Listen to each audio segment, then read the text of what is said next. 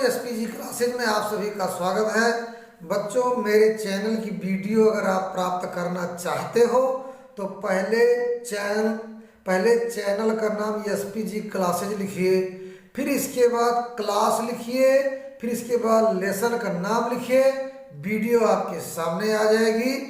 आज हम जो है कक्षा 11 की वीडियो बना रहे हैं, शिक्षा का उद्देश्य, है ना। तो इस वीडियो को बड़े ध्यान से आप लोग देखना, जिससे आपकी हिंदी मजबूत हो। देखिए, आपके चैप्टर में पहला जो टॉपिक है उसमें है कि पुरुषार्थ दार्शनिक विषय है। यहाँ से लेकर के एक विभाग के आदर्श दूसरे विभाग के आदर्श से टकराएंगे। आज हम इसकी बात करेंगे। तो इसमें पहला क्वेश्चन है, उपयुक्त गद्यांश का संदर्भ लिखिए अथवा पाठ का नाम, यानी गद्यांश के पाठ एवं लेखक का नाम लिखिए। तो भैया, पाठ का नाम है शिक्षा का उद्देश्य और लेखक का नाम है डॉक्टर संपूर्णानंद। और अगर आप संदर्भ लिखना चाहते हैं तो प्रस्तुत गद्य खंड या प्रस्तुत गद्यांश हमारी पाठ पुस्तक कक्षा 11 हिंदी के, है ना, शिक्षा का उद्देश्य नामक पाठ से लिया गया है, जिसके लेखक डॉक्टर संपूर्णानंद है। अब इसमें देखिए, इसमें लिखा है दूसरा टॉपिक, रेखांकित अंश की व्याख्या कीजिए। तो कहाँ रेखा, वही टॉपिक आपके सामने रख रहे हैं। लिखा है कि पुरुषार्थ दार्शनिक विषय है, पर दर्शन का जीवन से घनिष्ठ संबंध है। वह थोड़े से विद्यार्थियों का पाठ विषय मात्र नहीं है। प्रत्येक समाज को एक दार्शनिक मत स्वीकार करना होगा। तो जहाँ अंडरलाइन है, हम इतने की जो है व्याख्या करेंगे। तो हेडिंग डालो, रेखांकित अंश की व्याख्या। तो यहाँ पर बच्चों ये लिखना है कि पुरुषार्थ का अर्थ है व्यक्ति के जीवन के लिए निर्धारित किए गए प्रमुख उद्देश्यों से है। ये पुरुषार्थ अथवा उद्देश्य है क्या कि धर्म, अर्थ, काम और मोक्ष। इनका निर्धारण दर्शन शास्त्र के आधार पर किया गया है। इस प्रकार पुरुषार्थ का अध्ययन दार्शनिक विषय से संबंधित है, परंतु इसका आशय ये नहीं है कि इन उद्देश्यों की जानकारी केवल दर्शन शास्त्र का अध्ययन करने वालों के लिए ही आवश्यक है, वरन इसका कारण यह है कि दर्शन और जीवन का अभिन्न संबंध है, घनिष्ठ संबंध है, और इन उद्देश्यों अथवा पुरुषार्थ का निर्धारण प्रत्येक व्यक्ति के जीवन को सफल बनाने के उद्देश्य से ही किया गया है। अतः प्रत्येक व्यक्ति को इस प्रकार के दार्शनिक विषयों को महत्व देना जीवन की प्रगति के लिए आवश्यक है, जीवन के विकास के लिए आवश्यक है। इसके बाद अगला क्वेश्चन है, पुरुषार्थ किस प्रकार का विषय है। तो उत्तर में लिखना, जब हम पुरुषार्थ की बात सोचते हैं तो निश्चित रूप से हमें दार्शनिक विवेचन के लिए विवश होना पड़ता है, क्योंकि पुरुषार्थ का संबंध दर्शन से है और दर्शन का संबंध हमारे जीवन से है। अब इसमें लिखा पुरुषार्थ और दर्शन का संबंध किससे है। तो अभी हमने आपको बताया, पुरुषार्थ और दर्शन का संबंध हमारे जीवन से है। अगला क्वेश्चन है, प्रत्येक समाज को दार्शनिक मत क्यों स्वीकार करना चाहिए।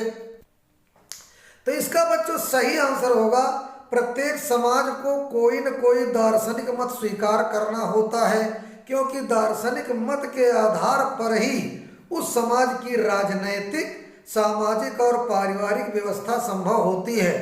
जिस समाज में किसी दार्शनिक मत के आधार पर व्यवस्था नहीं की जाती तथा केवल अवसरवादिता अथवा उपयोगिता के आधार पर ही व्यक्तिगत अथवा सामूहिक समस्याओं का समाधान खोजने का प्रयास किया जाता है, उस समाज को अपने संचालन में अनेक प्रकार की कठिनाइयों का सामना करना पड़ता है। ऐसी स्थिति में एक व्यक्ति के स्वार्थ दूसरे व्यक्ति के स्वार्थों से तथा एक समुदाय के सिद्धांत दूसरे समुदाय के सिद्धांतों से टकराते हैं। परिणामतः जो बात एक व्यक्ति अथवा एक समुदाय के लिए उचित होती है, वही बात दूसरे व्यक्ति अथवा दूसरे समुदाय के लिए अनुचित होती है। आज समाज में ऐसी ही स्थिति दिखाई दे रही है। यह कठिनाई दार्शनिक सिद्धांतों के आधार पर समभाव रखने से ही दूर हो सकती है। इसके बाद आपकी किताब में अगला टॉपिक है कि आत्मा अजर और अमर है उसमें अनंत और इसका परिणाम दुख होता है। आइए इसमें देखते हैं। तो संदर्भ तो बच्चों वही लिखोगे जो हमने अभी बताया आपको। इसके बाद दूसरा है रेखांकित अंश की व्याख्या कीजिए। अब जहां जहां रेखा है उसकी हम व्याख्या करेंगे, जिस लाइन के नीचे रेखा उसकी व्याख्या करेंगे। तो हेडिंग डालिए रेखांकित अंश की व्याख्या।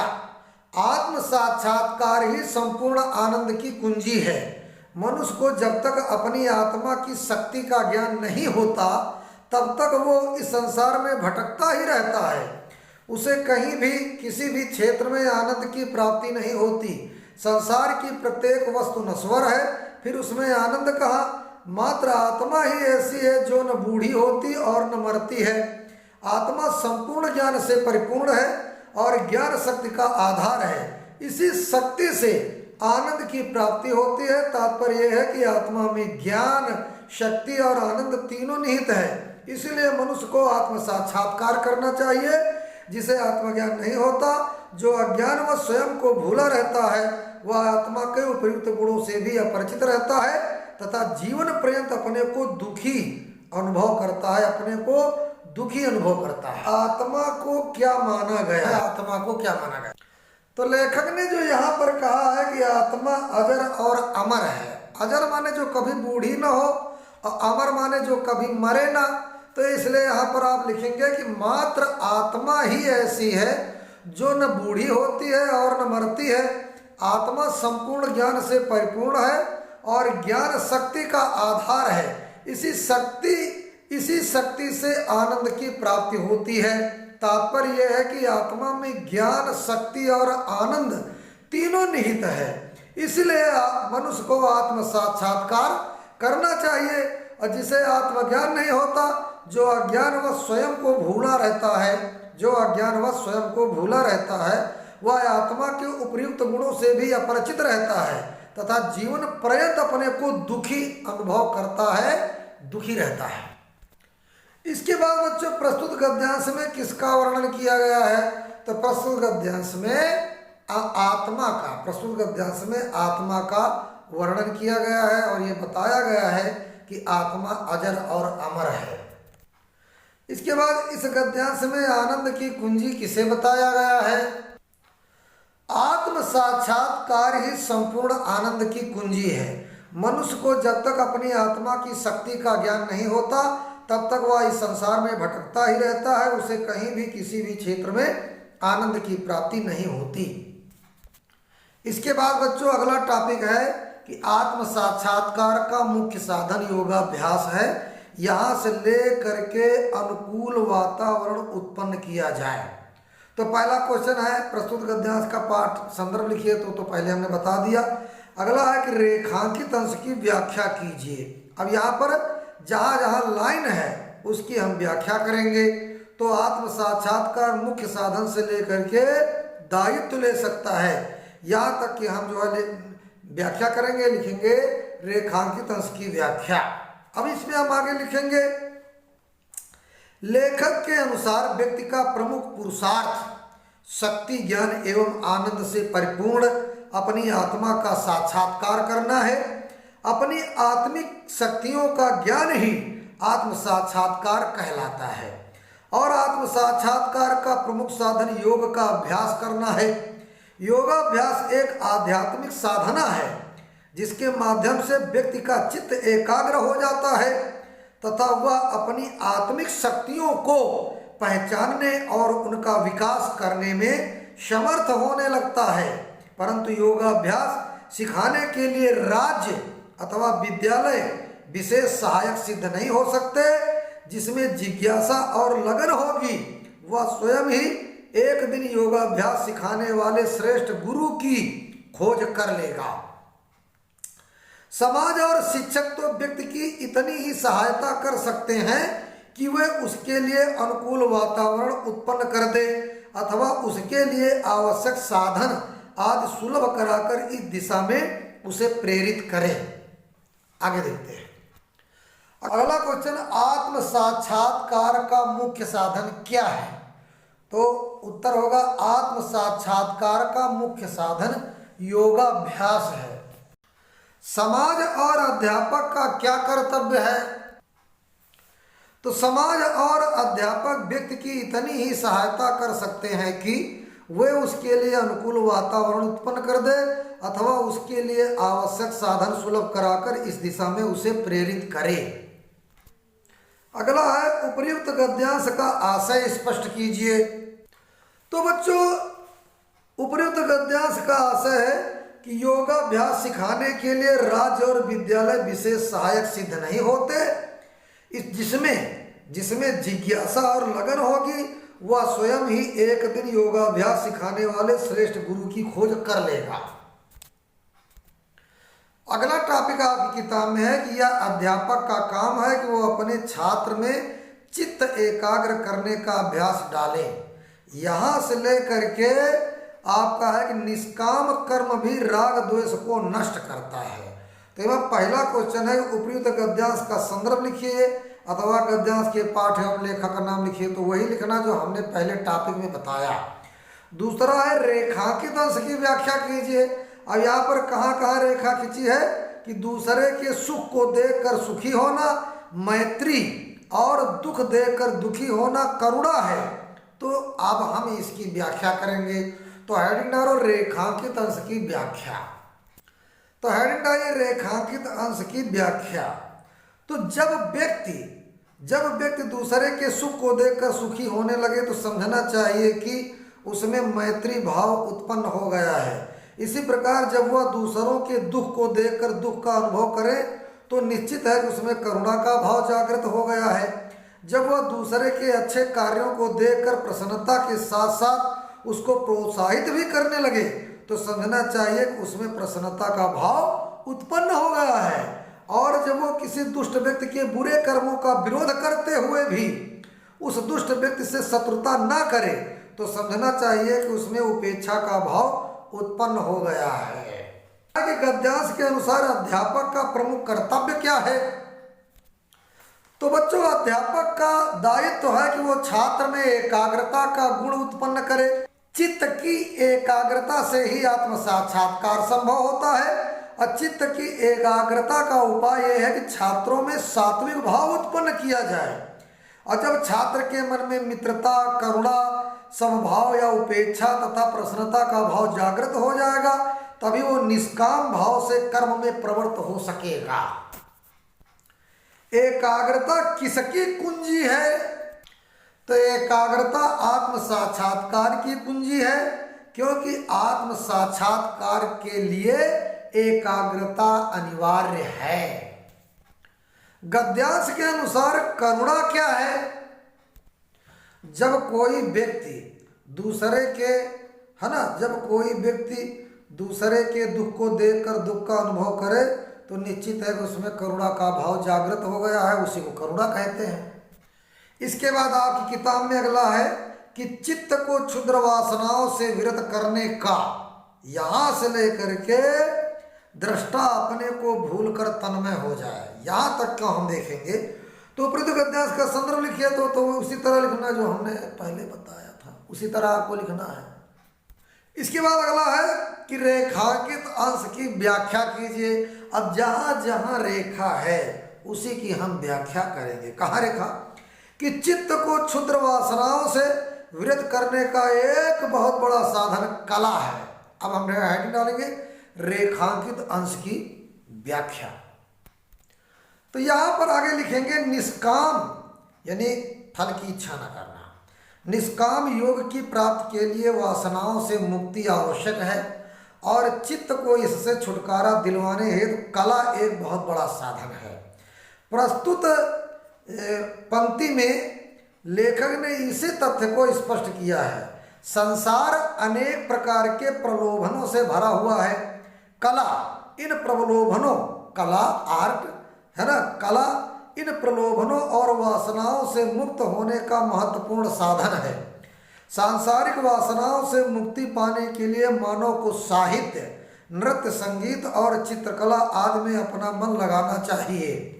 जिस समय मानव का मन कलाओं से आनंद प्राप्त करता है उस समय उसके सारे तनाव समाप्त हो जाते हैं और हृदय अध्यात्म की ओर उन्मुख हो जाता है। इसके बाद प्रस्तुत अवतरण के अनुसार अध्यापक का क्या कर्तव्य है, इसमें फिर कर्तव्य पूछ लिया अध्यापक का। तो लेखक के अनुसार अध्यापक का यह कर्तव्य है कि वह अपने छात्रों में सौंदर्य के प्रति प्रेम का भाव उत्पन्न करे और वो भी इस प्रकार कि वे स्वयं को भूलकर सौंदर्य में तन्मय हो जाए। इसके बाद अगला है प्रस्तुत अवतरण में कला क्या है। तो बच्चों यहाँ पर संसार अनेक प्रकार के प्रलोभनों और विषय वासनाओं से भरा हुआ है। कला इन प्रलोभनों और वासनाओं से मुक्त होने का महत्वपूर्ण साधन है। तो एक महत्वपूर्ण साधन है, उसको कला कहते हैं। मतलब कहने का मतलब है इन प्रलोभनों से और वासनाओं से मुक्त जिसके द्वारा किया जाए उसे कला कहते हैं। सांसारिक वासनाओं से मुक्ति पाने के लिए मनुष्य साहित्य, संगीत और चित्रकला का आश्रय ले सकता है। जिस समय मानव का मन कलाओं से आनंद प्राप्त करता है उस समय उसके सारे तनाव समाप्त हो जाते हैं और हृदय स्वच्छ व शुद्ध होकर अध्यात्म की ओर प्रवृत्त हो जाता है। साहित्य, संगीत और चित्रकला की भांति प्रकृति के संपर्क में आने पर भी तनाव कम हो जाता है, समाप्त हो जाता है। इसके बाद प्रस्तुत गद्यांश में किसके महत्व का प्रतिपादन किया गया है। तो प्रस्तुत गद्यांश में परमानंद की प्राप्ति में सहायक प्राकृतिक सौंदर्य के महत्व को स्पष्ट किया गया है। इसके बाद बच्चों इसी लेसन से संबंधित कुछ कोटेशन सूक्तियों की व्याख्या करेंगे। पहला देखिए, भूल करना बुरा नहीं है और भूल को भूलना समझना ही सबसे बड़ा दुर्भाग्य है। इसकी व्याख्या करते हैं। लेखक का कथन है कि समाज और शिक्षकों के छात्रों की आत्मा के परिष्कार करने के समन्वित प्रयासों का परिणाम ये होगा कि लोग सही मार्ग पर चलने के लिए प्रेरित होंगे। अपने सत्प्रयासों के मार्ग से वे अनेक बार पथभ्रष्ट भी होंगे, परंतु वे शीघ्र ही अपनी भूलों को पहचान जाएंगे और उन पर प्रायश्चित कर पुनः सन्मार्ग पर चलने का प्रयास करेंगे। किसी भी व्यक्ति से भूल होना स्वाभाविक है, परंतु यदि वह व्यक्ति अपनी भूल को भूल न समझकर उसे उचित समझे तो यह उसका सबसे बड़ा दुर्भाग्य है। अगला कोटेशन, शिष्य को ब्रह्म विद्या का पात्र और यजमान को दिव्य लोकों का अधिकारी बनाना सबका काम नहीं है। आइए देखते हैं। लेखक के अनुसार शिक्षक का सबसे महत्वपूर्ण कार्य अपने शिष्य का कल्याण करने हेतु उसका सर्वांगीण विकास करना है। साथ ही शिक्षक के लिए यह भी आवश्यक है कि वो अपने शिष्य के प्रति स्नेह, सहानुभूति एवं सौहार्द का भाव रखे। इस दृष्टि से शिक्षक का दायित्व अत्यंत महान है। यह कार्य सबके वश का नहीं है। शिक्षक ही इस कार्य को संपन्न कर सकता है, क्योंकि गुरु का दायित्व भी गुरु अर्थात बड़ा व महान है। अतः उसी से यह अपेक्षा की जाती है कि वो अपने पास आए छात्र की आत्मा को उन्नत करने में अपनी पूर्ण शक्ति लगा दे। इसके बाद अगला कोटेशन, प्रत्येक छात्र की आत्मा अपने को ढूंढ रही है पर उसे इसका पता नहीं। इसकी व्याख्या करते हैं। आत्म साक्षात्कार के महत्व को उद्घाटित करते हुए लेखक ने कहा है कि मानव की आत्मा में ज्ञान का अपार भंडार है, किंतु अज्ञानता के कारण वह उसको प्राप्त नहीं कर पाता। इसी प्रकार प्रत्येक छात्र की आत्मा अपने स्वरूप की खोज में भटक रही है, किंतु उसे अपने वास्तविक रूप का ज्ञान नहीं हो पा रहा है। अज्ञानवश उसे यह भी पता नहीं है कि उसकी यह खोज किसके लिए है। धन्यवाद बच्चों। वीडियो को लाइक, सब्सक्राइब, कमेंट करो और एसपीजी क्लासेस से आप जुड़े रहिए और बेल आइकन घंटी बजा दीजिए, इससे अगली नोटिफिकेशन आपके स्क्रीन तक, मोबाइल की स्क्रीन तक पहुंचती रहे। धन्यवाद, नमस्कार।